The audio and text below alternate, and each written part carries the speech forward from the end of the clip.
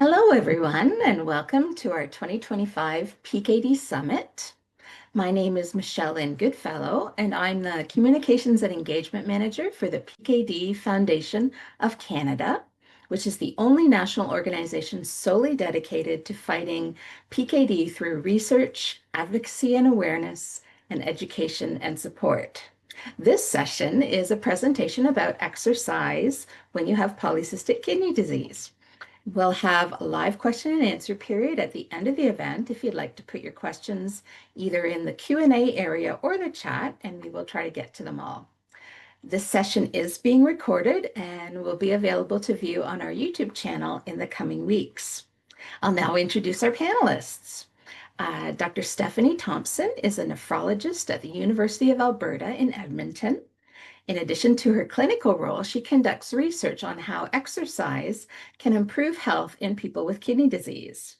Dr. Thompson is the physician lead for the Alberta Kidney Care North clinical exercise program, and this is one of the few structured exercise programs for people with kidney disease in Canada. She collaborates with a team of exercise specialists, patients, and administrators to help people with kidney disease improve their physical function and well-being by providing individualized counseling and resources. And our other panelist is Kylie Morrison. She's a kinesiologist and certified exercise physiologist with the Canadian Society of Exercise Physiology. Kylie has also completed graduate certificates in rehabilitation science at UBC and chronic pain at the University of Alberta. She works with Alberta Kidney Care North in hemodialysis clinics and has a strong interest in the role that exercise plays in disease management and prevention, as well as a keen interest in chronic pain. So welcome both Dr. Thompson and Kylie, and I will at this point hand over the presentation to you. Thank you for that introduction, Michelle, and good morning and good afternoon to everybody, depending on where you are in the country. So I'll get started. We are going to talk about exercise and polycystic kidney disease today.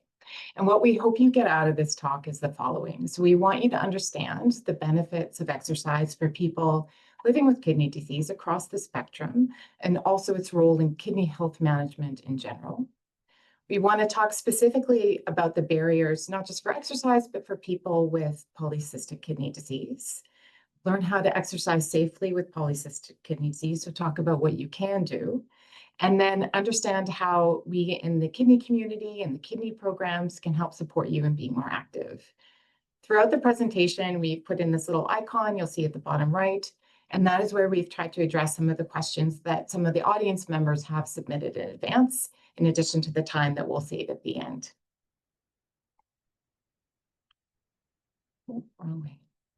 So I do like to start by acknowledging what a unique journey kidney disease is for the individual. So in addition to the regular life stressors, people with kidney disease do have to contend with uncertainty. And specific to people who have a genetic condition, I think that that uncertainty starts a lot earlier in life. And that sort of chronic unpredictability can be very stressful. There certainly is a lot of uncertainty. And so when I talk about exercise benefits, not all the benefits can be measured. And I think this quote that I want to share from a patient in our exercise program highlights that really well. She had never exercised before, and she started with us. And after several months said, for me, exercising made me feel good about me, that I'm doing something for me. And that was most important. I was doing something for me that relaxed me in my mind and gave me control, and I loved it. And what I like about that is just that feeling that in the face of all this uncertainty, this was something that they could control that would make them feel better. And so just to highlight that a little bit more, I think that this slide is very important because it speaks to the benefits, but it also shows the natural history if we don't exercise. So quite simply, this graph is showing, and I'll walk through it, that as kidney function is lost, people do less physical activity and they lose fitness. So over here on the vertical axis, you can see the level of physical activity, and the heavy blue bar is sort of the average amount of physical activity that people are reporting per day. The dashed lines are sort of the variation in between the average. And what you can see that as kidney disease gets more severe, from mild to moderate to dialysis dependence, people do less physical activity. And then consequently, as shown by these diamonds, their physical fitness declines, and that all makes sense. I think the question is why. And so we do know that kidney disease does have specific effects on the muscle, on the heart, on the body that can decrease fitness from a biological point of view. But I also think that the positive thing that this graph isn't showing is how much of this can be improved just by doing exercise and physical activity, that these lines can be moved up and improved. And that's what we'll talk about today. Oh, I can't get the direction of my mouse correct. Sorry about that. And the other piece of this too is that I think as healthcare practitioners, we're just realizing that exercise is important to people living with kidney disease. And I think that sometimes there's the assumption that, oh, people have so many other things to deal with. Exercise is just one more thing and not realizing the benefits.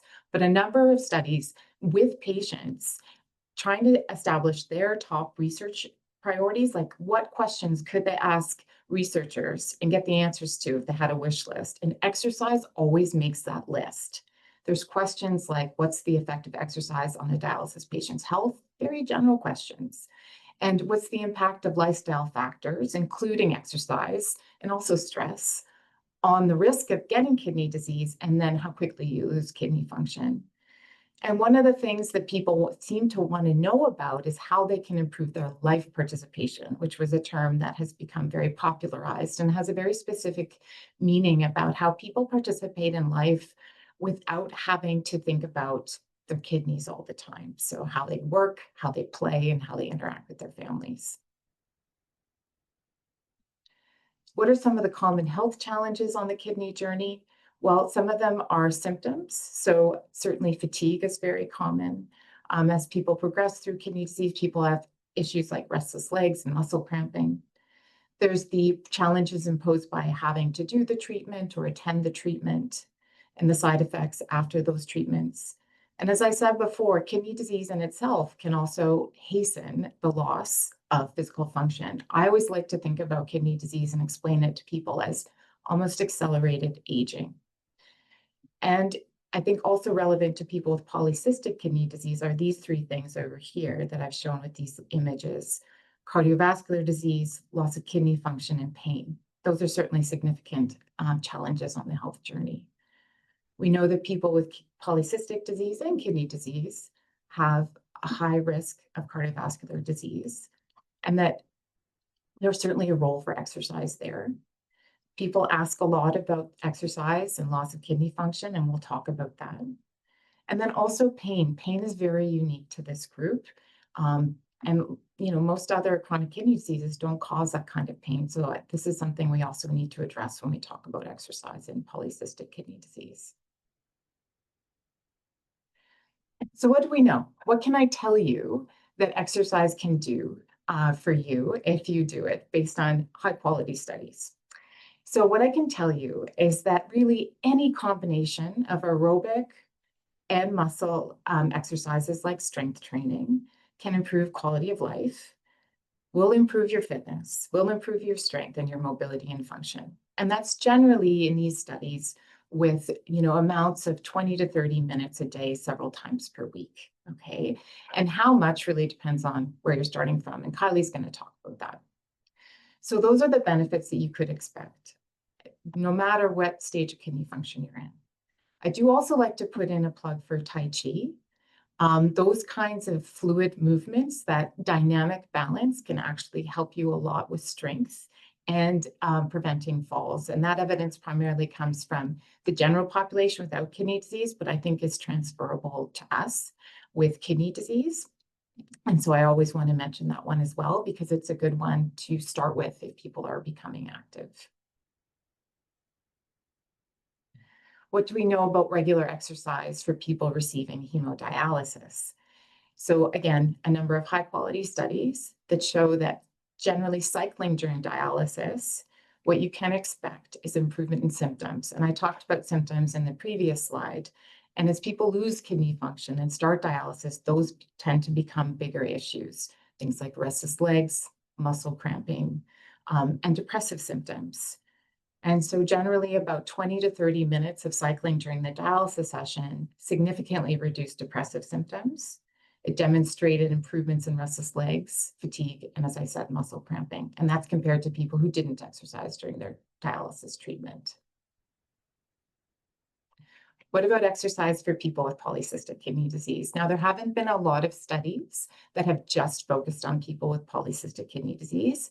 And, I think for some outcomes like pain, that is important because that's very specific to this group. But what was interesting about this one is they chose to focus on mental health. And I think, as in interacting with people with polycystic kidney disease, that's very relevant. We talked a little about in the beginning about the chronic stress of having this genetic diagnosis and growing up with that. And so this was a study that assigned treatment. They randomized people to either using this digital health app that gave education on exercise as well as strength and aerobic over 3 months. And they compared it to people who at the same time didn't have access to the app. They got access later after the study, but for the purposes of comparison, they didn't have it. And what they did, as I said, 2 times per week, not very often. If you look at what Kylie will tell us that is recommended, 20 to 30 minutes. They were encouraged to do more of their own, but that was the structured app time in the group. And as you can see here under the results, they did show that they could improve people's self-reported mental health scores, and that was significant. They also improved activation, so a feeling of self-efficacy. They didn't show any change in people's self-reported physical function, and that just may be related to the dose or how much people did or where they started from, because this group was actually fairly active at baseline. And then opportunities for peer support. When they did interviews with people, they showed that this was actually a really valuable part of this holistic app, that people really enjoyed meeting people who they saw similar to themselves and doing these exercises. And the exercises were all in home. The strength, they used water bottles, cans to help increase the strength, and then structured things either standing or in a chair. Really though, and I think this is important to acknowledge, that these benefits were seen with only 40 minutes of activity per week. So it's good to know that when you're starting and you're building, that there can be benefits with just relatively lower amounts, although it may not even seem that way, but just to make the point that this is far less than what is recommended as a goal, and there can still be benefits. Oh, sorry, I'm doing that again.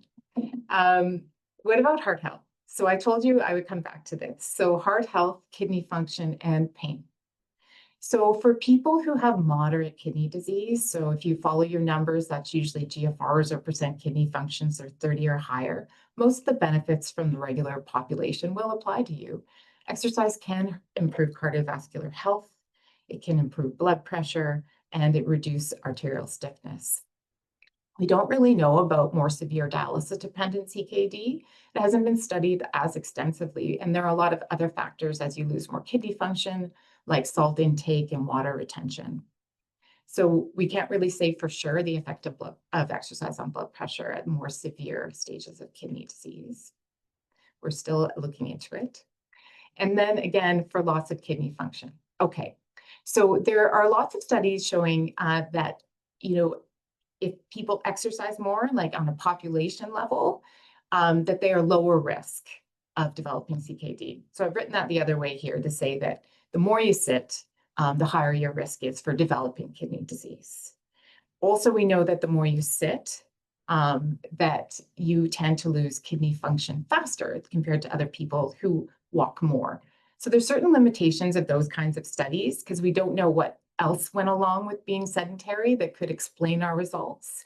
Really what we need is a very well-designed randomized trial comparing exercise and kidney loss. And that's what we're waiting for.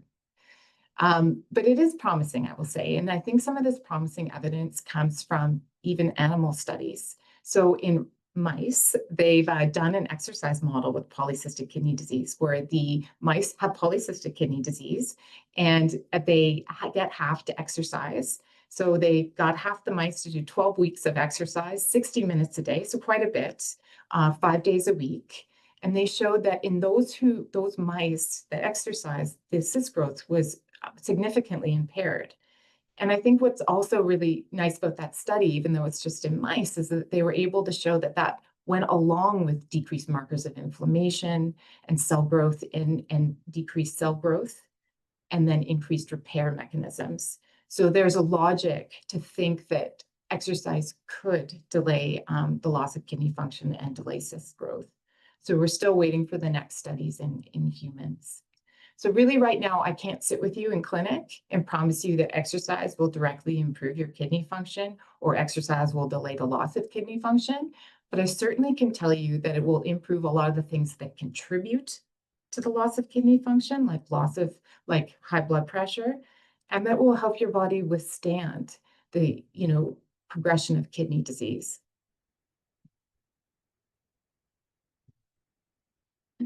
Pain. So let's spend some time talking about pain because I think that that is a significant issue, and Kylie's going to talk about barriers as well.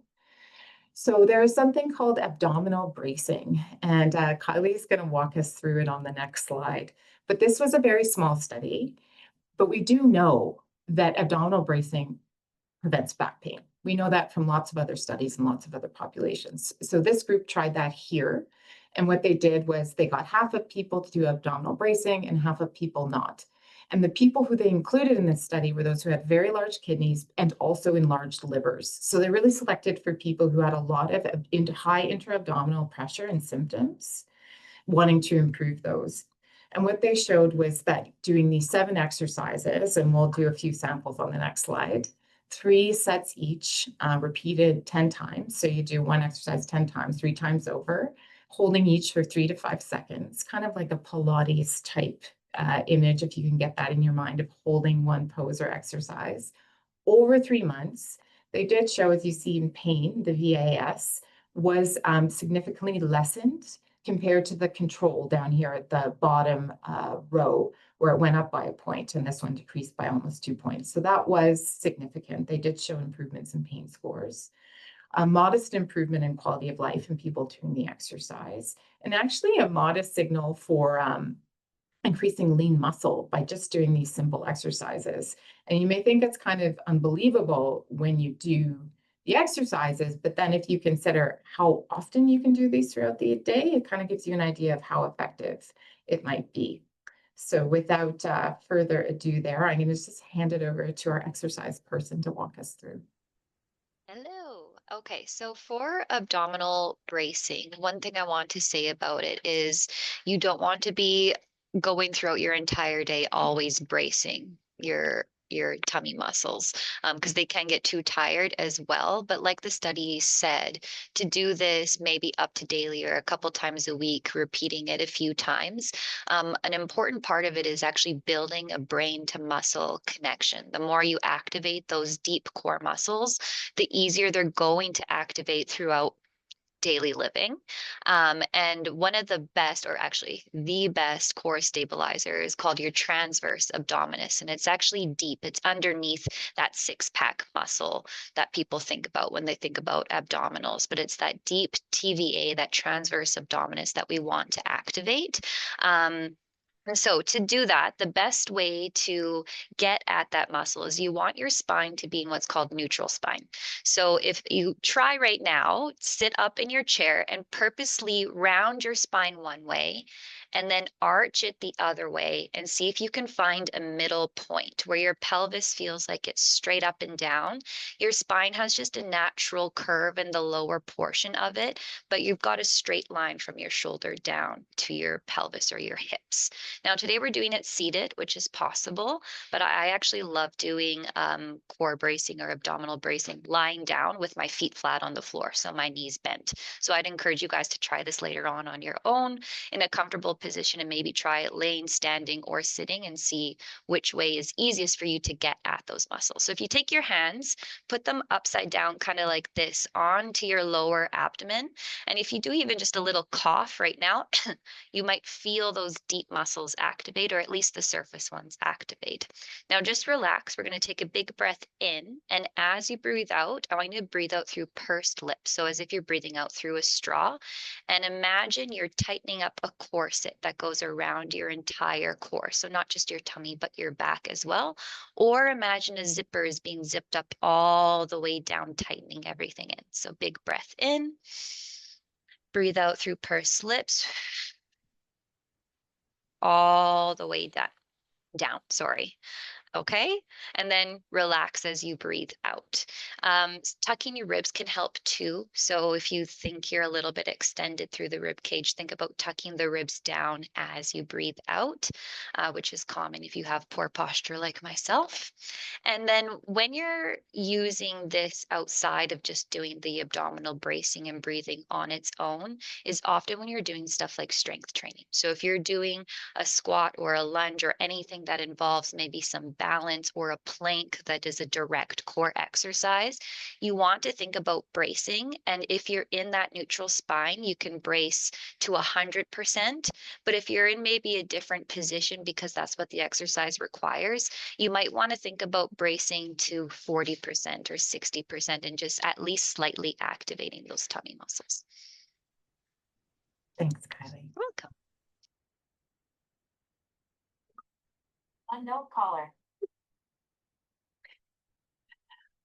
What I do also just want to end with my section here is we've talked a lot about the benefits, and people always are asked about the risks too. So I will say that of all of the thousands of people that have participated in the hundreds of studies, really there have been no major adverse events. And the most common symptom people find is usually muscle soreness or some sort of muscular injury.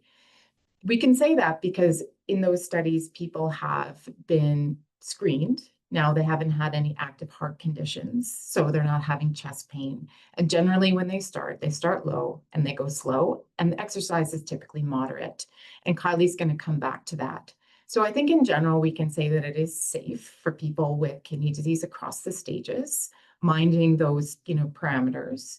Really, there are very few people, very few circumstances where exercise cannot be done. And that's usually people within 3 months of a heart attack or people having active chest pain, those very unusual acute circumstances where exercise would generally be the last thing on your mind.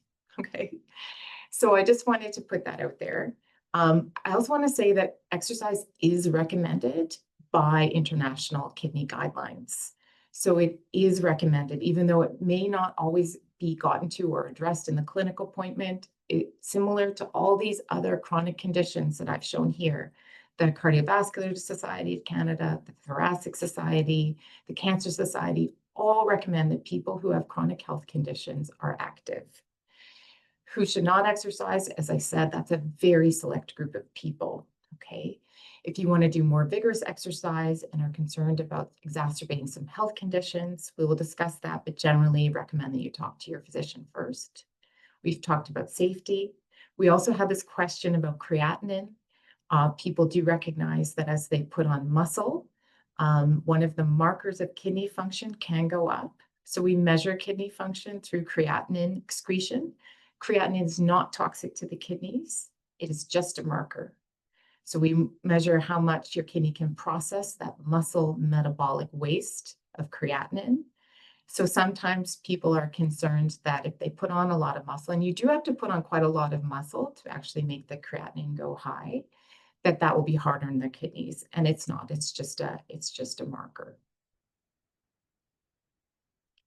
So without further ado, I'll hand it over to Kylie. I've covered sort of the knowledge piece, but we all know that actually putting into practices can be the real challenge. So she's going to talk about bridging the gap. And I'll hand that over to you. So what I'm going to start with, which helps to address a lot of the questions that came in, is addressing barriers.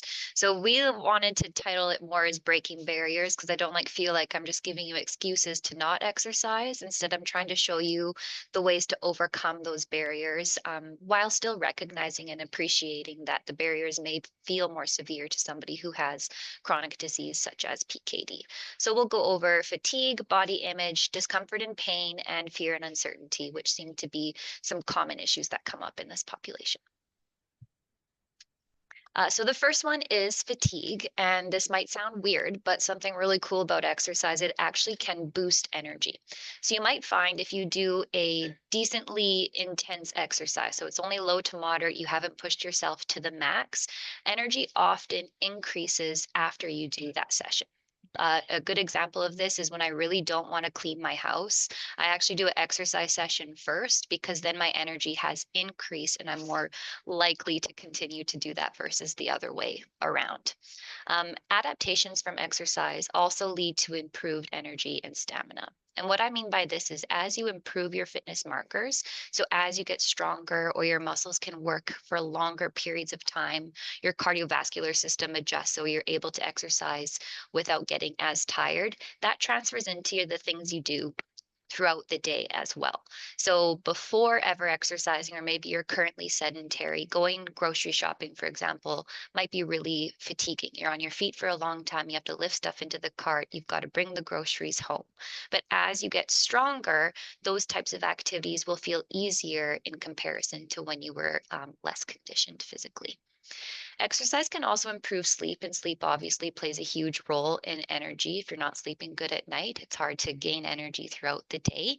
But when you exercise during the day, your body actually requires more sleep. So research does show that people who exercise regularly do sleep deeper and do fall asleep better and stay asleep better than those who don't exercise regularly.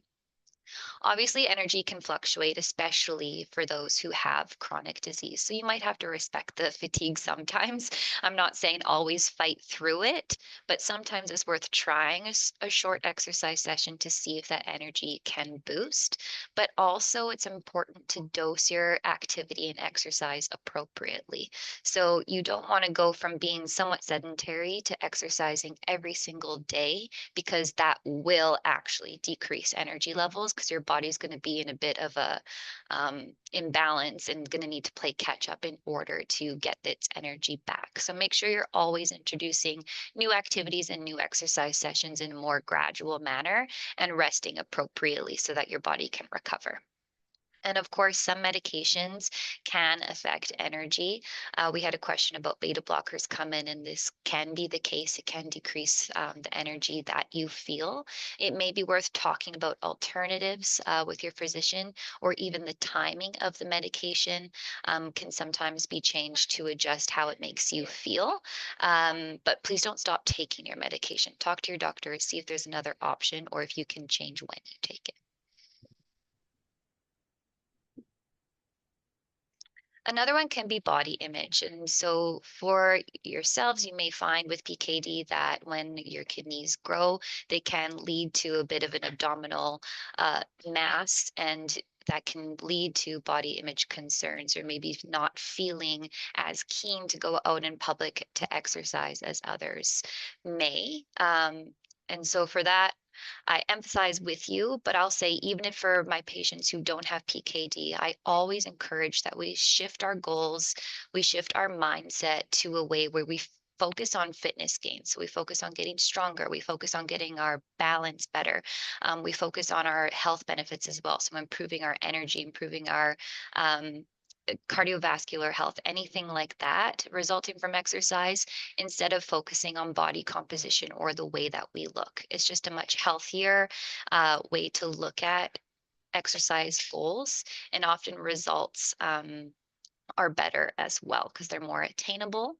Uh, but if this is still a barrier to you, I can respect that. And so some ways to overcome that could be to maybe exercise alone. And there's no shame in that.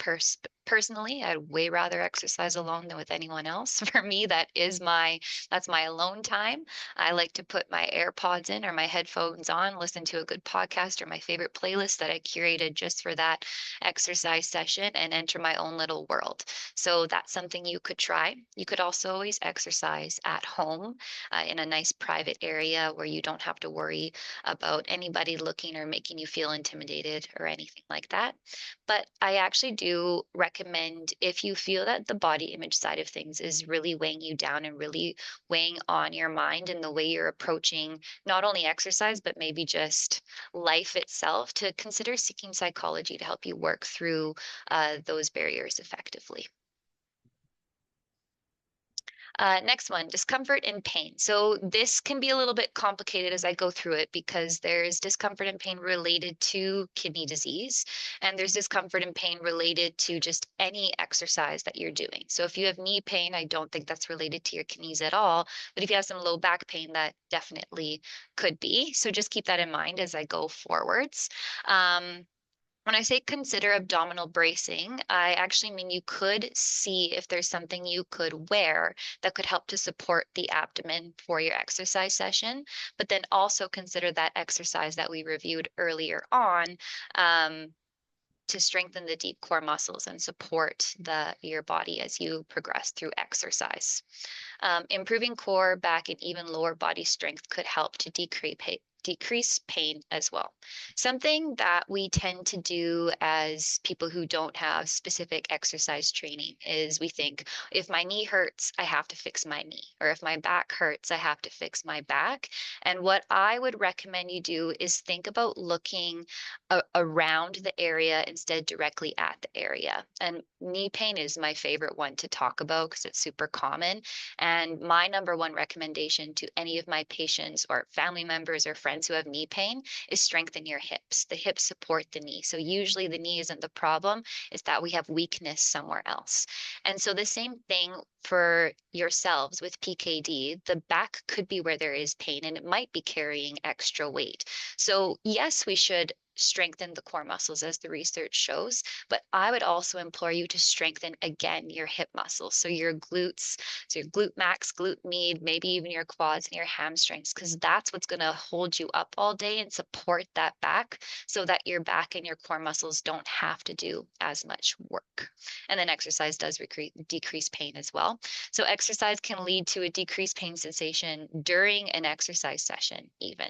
So you may have heard about runner's high or endorphins and that kind of thing. It is true scientifically, when you exercise for longer durations at moderate to high intensities, your body does release endorphins into the bloodstream, which do decrease pain sensation. So that's a nice little thing that happens during an exercise session, but also as you get stronger over time, pain can decrease just because your body is better conditioned to withstand life and all other activities that you do.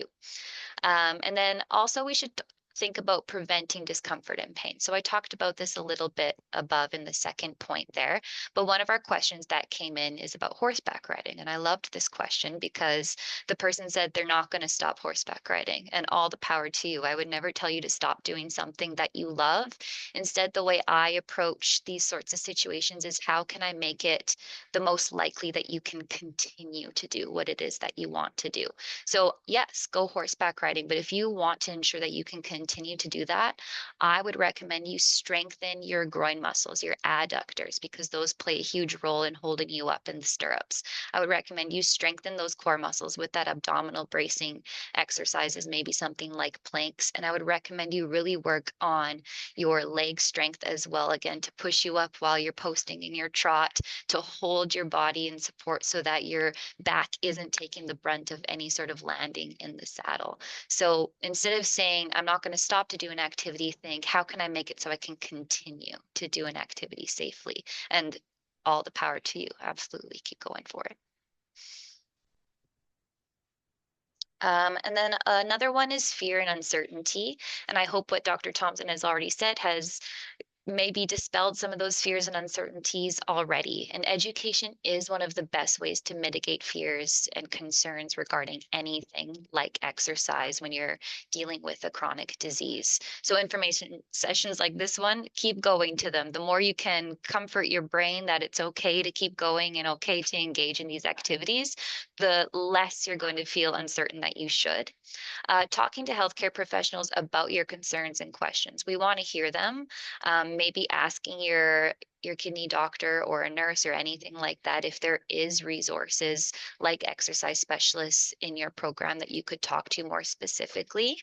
And also maybe joining support groups or social groups of people who are similar to you.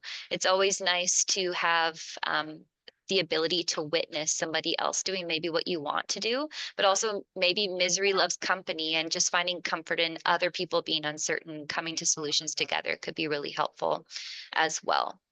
And then last, I would also recommend seeking personalized help from maybe physiotherapists if you don't have exercise specialists or kinesiologists available to you.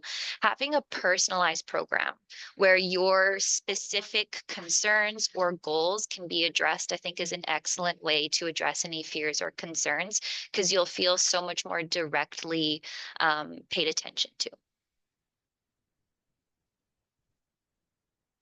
Okay, so don't be daunted by this, but these are the Canadian exercise recommendations as well as just overall health recommendations. So, what it says is to gain 150 minutes of light to moderate exercise over an entire week. So, that's 150 minutes over a week, as well as muscle strengthening exercises a couple of times a week on top of that. And even more on top of that is to avoid sedentary behavior, being active throughout the day, getting 7 to 9 hours of sleep, and avoiding screen time of over 3 hours. Recreational screen time. I see they highlight it because they're like, it's okay to work for 12 hours in front of your computer though. And then I'm going to dig into the physical activity side on the next slide here. Okay, so when we look at that 150 minutes, remember this is actually an end goal. This is not where I want you to log out of the Zoom meeting and start tomorrow if you're not anywhere close to that yet. It's really important to remember that any change in exercise volume, so what I mean by that is minutes per week, any change in that is an improvement. So if you go from 0 minutes of moderate intensity exercise per week to 5, you have made an improvement, and that's what we want to look for. In fact, if you're hoping to work towards that 150 minutes, adding 5 to 10 minutes per week is considered the correct volume change. So how we recommend spreading out that 150 minutes though, once you can get there, is 3 or more days per week. So 3 days or more to total up to that 150 minutes. The end goal would be each session is 20 to 60 minutes long, but like I said, maybe they're 2 minutes long to start, maybe they're 5 minutes long to start. Think about where you're at currently and start there, not rushing to that 150 minutes.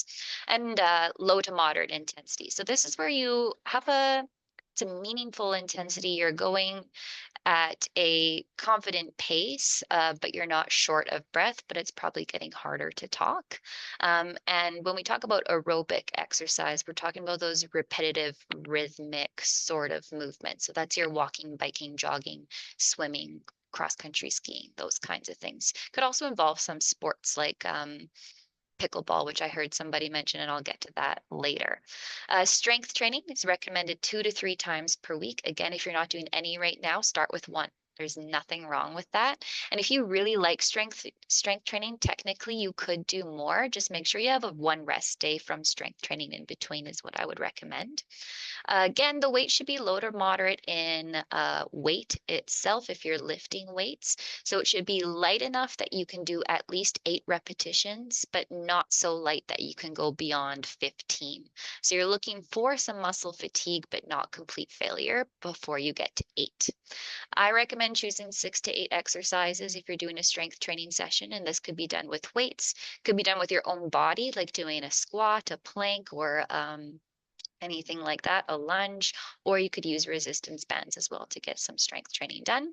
And then flexibility and mobility is, in a sense, less important to me and a little bit overinflated in the fitness world.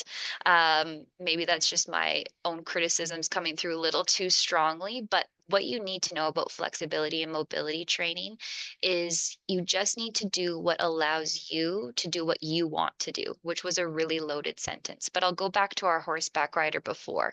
If the horseback rider wants to continue to do that, I would recommend that they make sure they still have the mobility to get their foot into their stirrup and are comfortably able to straddle their horse. That's the amount of mobility that that person needs. Maybe also being able to lift the saddle, twist their back, and put the saddle up onto the horse. But they don't need to be able to do the splits. There's no need for that. For somebody who's less interested in sports, the mobility they require might be just to make sure they can continue to put their jacket on or reach down and tie their shoes. So just make sure you're maintaining a level of mobility and flexibility that allows you to achieve your goals and to achieve your daily living activities. Okay, balancing benefits and risks of exercising with PKD. So we recommend keeping intensities in that low to moderate range for both cardio and strength exercises. So I kind of mentioned that conversation pace on the last slide. If you look at the scale here on the right side of the screen, I would recommend you aim for a 2 to 5 when you're doing any of your structured exercise sessions. However, if you are hoping to push a little bit beyond that and getting into maybe that 6, 7, or 8, we just recommend you talk with your physician first to make sure that there's no specific concerns to you and where you are at. We could have a wide range of people on this call right now, so it's best for me to say stick to that low to moderate. You can get fitness gains there, you get all your health benefits in that low to moderate zone. If you're wanting vigorous, I recommend a personalized assessment first.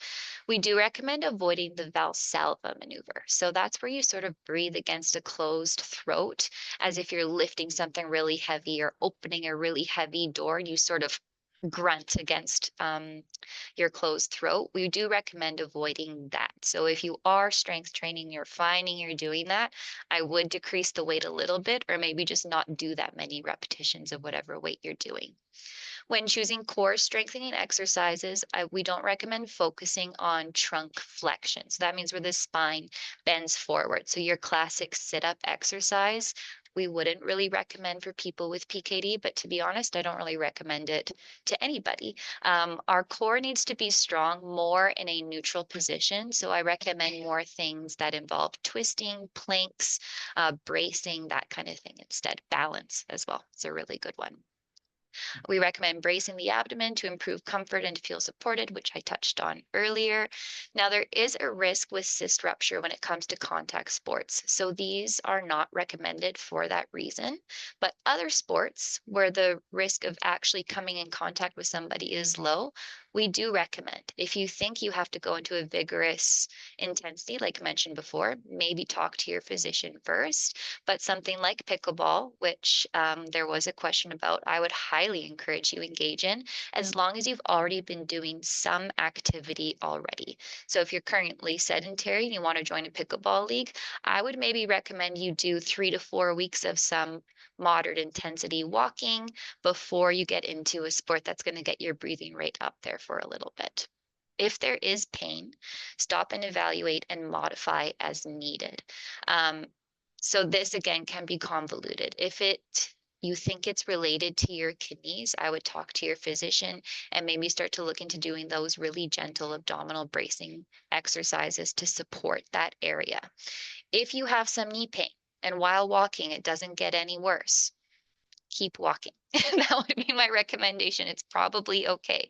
If you have knee pain and it gets worse with each step, that's where I would recommend you seek maybe physiotherapy assessments and that kind of thing. Essentially, that's my role. If you have pain, but it is kind of just lingers and doesn't get any worse and it's manageable with activity, you should be okay to continue. And it might even go away as you continue to activate the muscles and loosen them up a little bit. But if it gets worse with activity, that's where you need to stop and get evaluated. So I will just wrap it up. I think we're short on time here. We want to leave time for questions. What I want to leave you with is that advocate for exercise as part of your kidney care program. We've done a lot of work to build up the programs in Alberta. You'll hear from the South later. But we both have structured programs where we enroll patients, we test them beginning and throughout their participation in our program. We have people like Kylie to help with that, to give individualized prescriptions. We do supervised web-based sit and be fit classes. We do little contests on the dialysis unit to get people excited. We try to educate the staff so that they're comfortable helping out with the bikes and encouraging patients. And we also, as I said, assess people's progress over time, which can help with motivation. So really, in summary, what I want, and Kylie wants you to come away with, is that exercise is an evidence-based treatment for the management of common health problems and kidney disease, and that there really is more than you can do than you can't do. So I think that that's a really helpful way to think about it. Pardon the pun, but abdominal strengthening is the core of every activity. Do it on its own. Try to work it into your daily life while you're washing dishes, and your activity will help prevent back pain.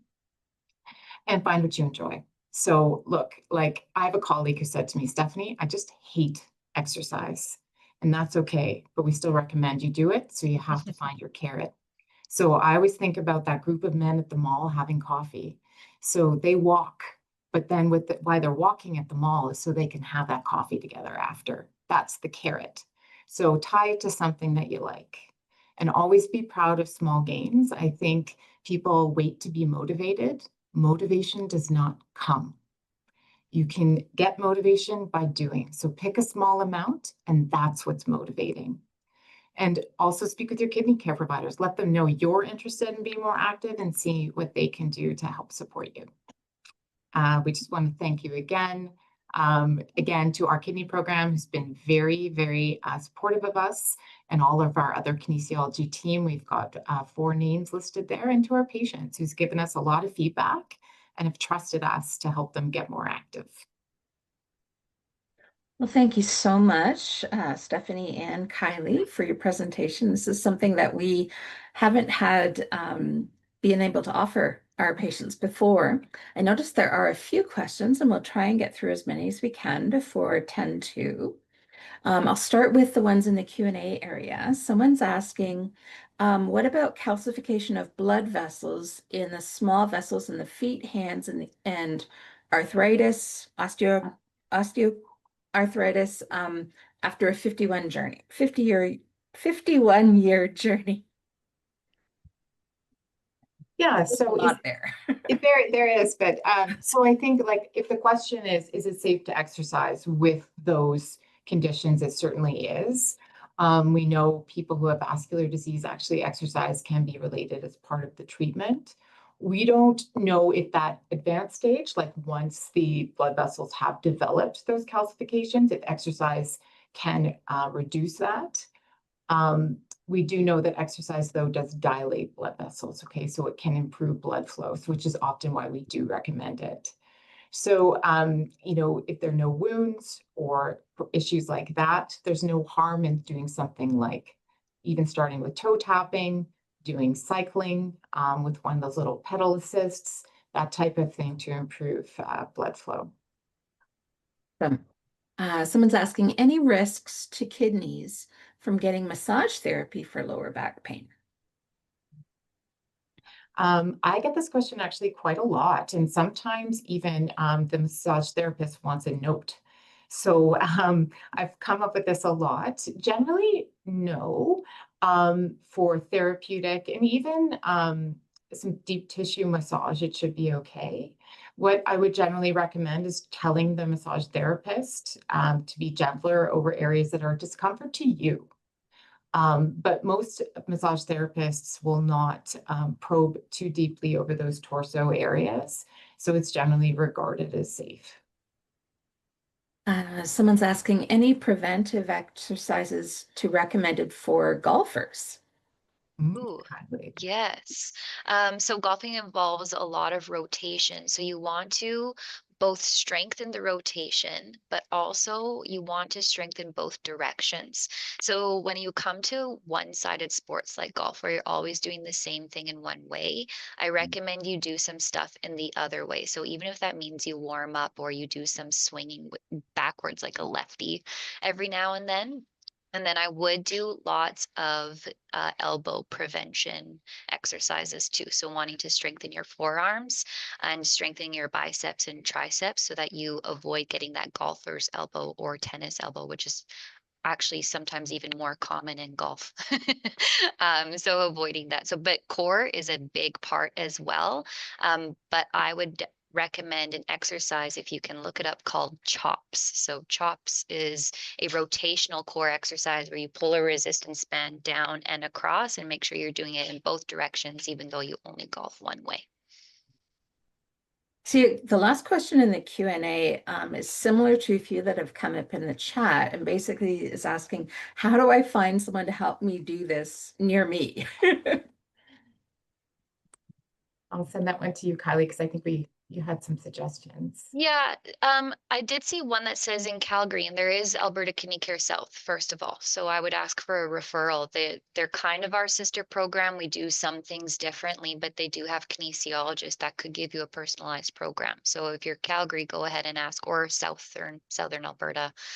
For other places, you could go to gyms, you could go onto the CSEP website and look for people who have the same certification as me, because we are certified to prescribe exercise to people with any chronic disease. So I would prefer that over somebody who isn't. That being said, now that you have the recommendations from us, go to a fitness class, go to any personal trainer and just let them know what your limits are, and they should be able to give you some guidance in the right direction. And some Okay. health systems do offer wellness programs for people with chronic conditions, like Alberta Health Services. So I would look into that as well. Those are generally they can be free too. So Awesome. I'm going to do one more from the chat. And I think what we'll do is after this session is over, if there are any questions remaining, is it okay if I send them to both of you and see if there's some answers we can get? So the last question I'm going to address right now is there any contraindication for HIIT, high intensity interval training, when I'm on have kidney disease and normal labs? So this is where we would recommend you talk to your physician specifically. I can't see your medical charts currently. So I don't want to say yes, but I also don't want to say no, because high intensity interval training has lovely benefits to it. And so if you can be cleared from your physician, I would encourage that you go ahead with that. But I can't say that fully right now. Well, thank you so much, Kylie and Stephanie. We're going to be ending now. We really appreciate the time that you've taken today to talk to us about exercise when you have PKD. I know that, from the registration and from the questions that we've been getting, this is something that is of real interest to people, and I'm glad that we now have this resource that we can share. I'll also let the people who are on the call know that if you're not signed up for our next session, which starts in 8 minutes, I've put the link in the chat where you can register. We're going to be talking about a specific research program called the Transplant Wellness Program, which is being done at the University of Calgary. And we'll have team members from that research team, as well as a patient partner, talking about what they're doing down there as you're looking forward to having a transplant. I'll just let everyone know we have recorded this session. We'll make it available in the coming weeks. And if you have additional questions you'd like us to ask Dr. Thompson or Kylie, feel free to email us anytime at endpkd@endpkd.ca. Thank you so much, everyone. thank you, everyone. Thank you. Bye-bye. Bye.